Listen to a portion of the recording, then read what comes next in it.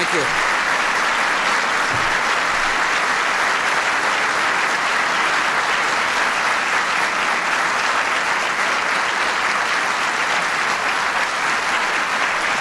Madam Secretary,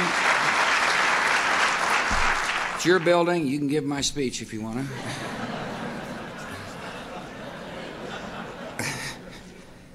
First, our nation sends our deepest sympathies to Ariel Sharon. He lies immobilized in an Israeli hospital. We pray for his recovery. He's a good man, a strong man, a man who cared deeply about the security of the Israeli people, and a man who had a vision for peace. May God bless him. Madam Secretary, thanks for having me. I'm here to let the good folks know here how strongly I support the National Security Language Initiative. I've had a little problem with the language in the past, so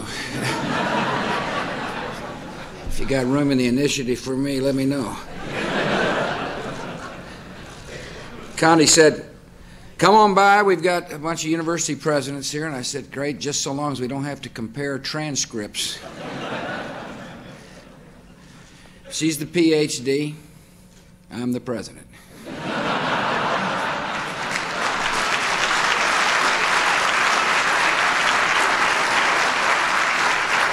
He's a heck of a Secretary of State, though. And Don Rumsfeld is a heck of a Secretary of the Defense, and I want to thank you both for joining together on this initiative. It's interesting, isn't it, that the State Department and the Defense Department are sponsoring a language initiative. It says something about the world we live in. I'm certain that the Secretary of Education would be here. After all, we're talking about education. And I want to thank you for being here, Margaret, but I also find it's interesting you're sitting next to John Negroponte, who is the Director of National Intelligence.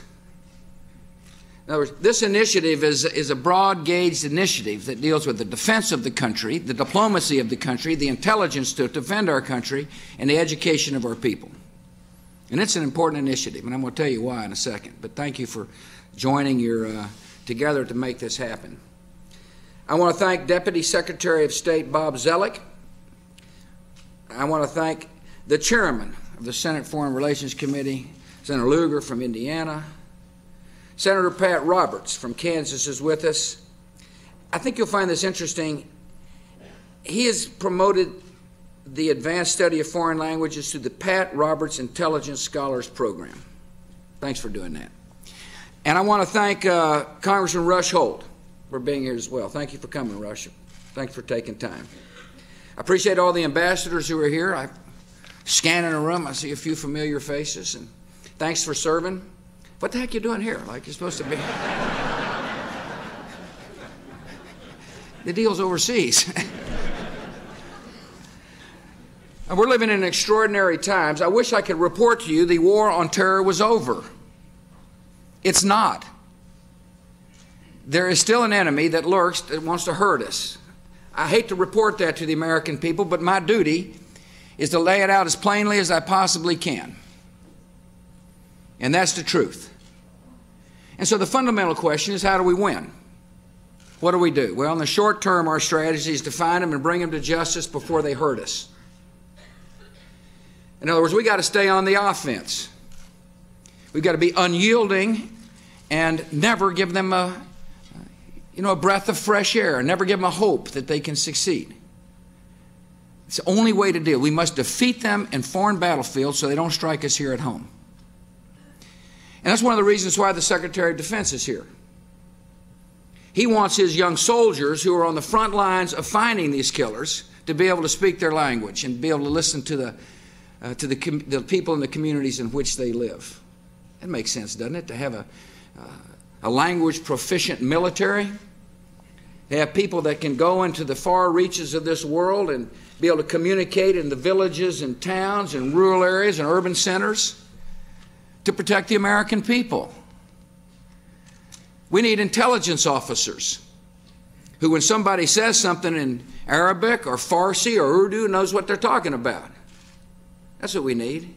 We need diplomats when we send them out to help us convince governments that we've got to join together and fight these terrorists who want to destroy life and promote an ideology that is so backwards it's hard to believe. These diplomats need to speak that language. So our short-term strategy is to stay on the offense, and we've got to give our troops, our intelligence officers, our diplomats, all the tools necessary to succeed. That's what people in this country expect of our government. They expect us to be wise about how we use our resources, and a good use of resources is to promote this language initiative in K through 12, in our universities, and a good use of resources is to encourage foreign language speakers from important regions of the world to come here and teach us how to speak their language. You're going to hear a lot about the specifics of the program. But what I'm trying to suggest to you that this program is a part of a strategic goal, and that is to protect this country in the short term and protect it in the long term by spreading freedom. We're facing an ideological struggle, and we're going to win. Our ideology is a heck of a lot more hopeful than theirs. You can't have an ideology that works if you say to half the population in a part of the world you have no rights. You can't say to a group of people, my ideology is better than freedom, and if you speak out, you're going to you'll be tortured. You see, freedom is the ideology that wins, and we got to have confidence in that as we go out. But you can't win the long run for democracy unless you've got the capacity to help spread democracy. You see, we got to convince people of the benefits of a free society. I believe everybody desires to be free. But I also know people need to be convinced. Told you I need to go to language school. And you can't convince people unless you can talk to them. And I'm not talking to them right now directly. I'm talking through an interpreter on, some of these Arabic TV stations. But we need people in America who can go and say to people, living in freedom is not, the American way of life. It is a universal way of life. We're not saying your democracy has to be like yours. We're just saying give your people a chance to live in a free society. Give women a chance to live freely. Give young girls a chance to be educated and realize their full potential. And the best way to do that is to have those of us who understand freedom be able to communicate in the language of the people we're trying to help. In order to convince people we care about them, we've got to understand their culture and show them we care about their culture. When somebody comes to me and speaks Texan, I know they appreciate the Texas culture. When somebody takes time to figure out how to speak Arabic, it means they're interested in somebody else's culture. Learning a language, somebody else's language, is a kind gesture. It's a gesture of interest. It really is a fundamental way to reach out to somebody and say, I care about you. I want you to know that I'm interested in not only how you talk, but how you live. In order for this country to be able to convince others, people have got to be able to see our true worth in our heart. And when Americans learn to speak a language, learn to speak Arabic, those in the Arabic region will say, gosh, America's interested in us. They care enough to learn how we speak. One of the great programs we've got here in America in terms of people understanding how we think and how we act is these scholarships we provide and to our universities. I know this isn't the topic the Secretary assigned me to talk about, but it's one I'm going to talk about anyway. We want young kids from around the world coming to our universities.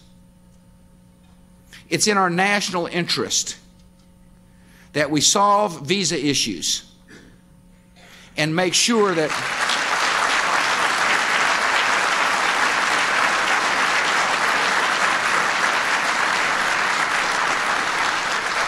we have been calibrating the proper balance after September the 11th.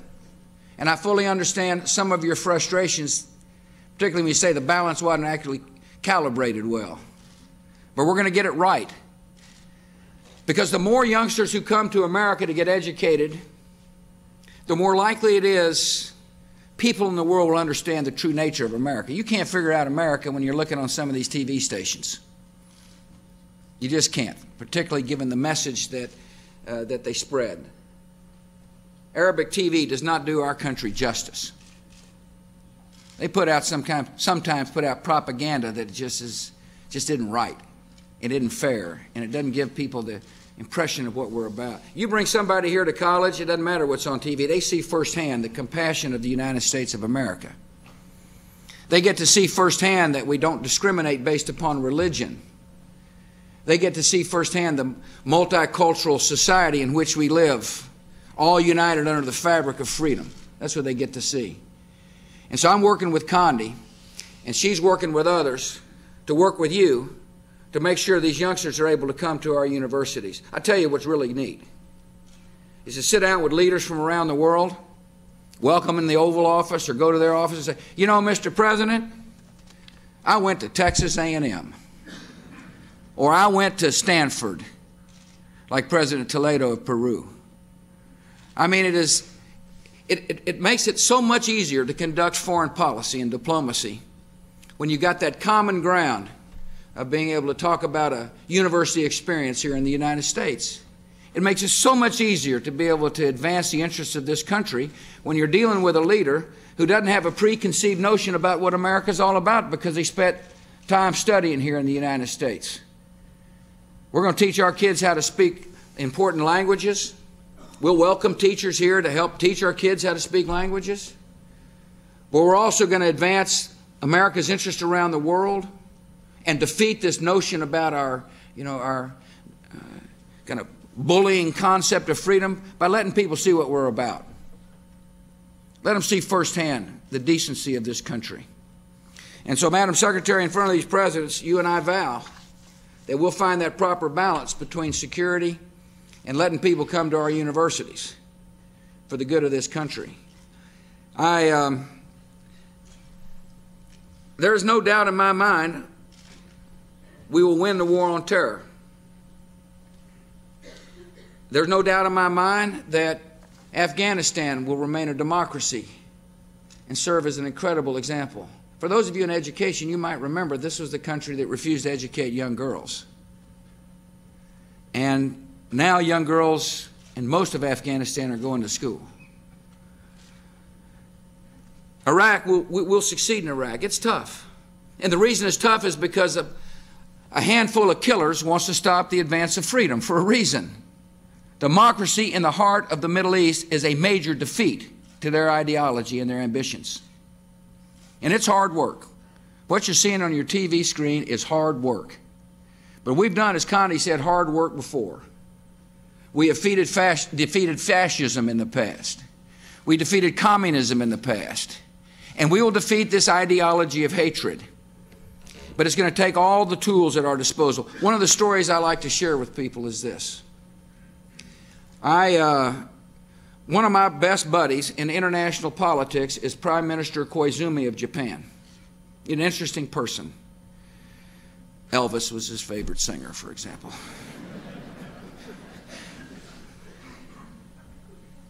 Every time I meet with him, it strikes me as an amazing fact of history that number 41, President 41, at age 18 fought the Japanese, and 43, his son, is sitting down with the Prime Minister working on keeping the peace. It's amazing to me. And something happened between 41 going into combat and 43 talking to the Prime Minister, whether it be about troops in Iraq to help this young democracy flourish in the heart of the Middle East, or whether it be dealing with the leader of North Korea who's starving his people to death. And how do we solve that? What do we do about it? And what happened was that the Japanese adopted a Japanese-style democracy. What an American-style democracy. It's a Japanese-style democracy. And that society, that form of government, was able to convert an enemy to an ally. And that's what's happening. I live it when I talk to the Prime Minister. I see it firsthand. It's a real part of my family's life. Someday, an American president is going to sit down and thank this generation for having the willpower and the determination to see to it that democracy has a chance to flourish in a part of the world that is desperate for democracy. Someday somebody is going to say,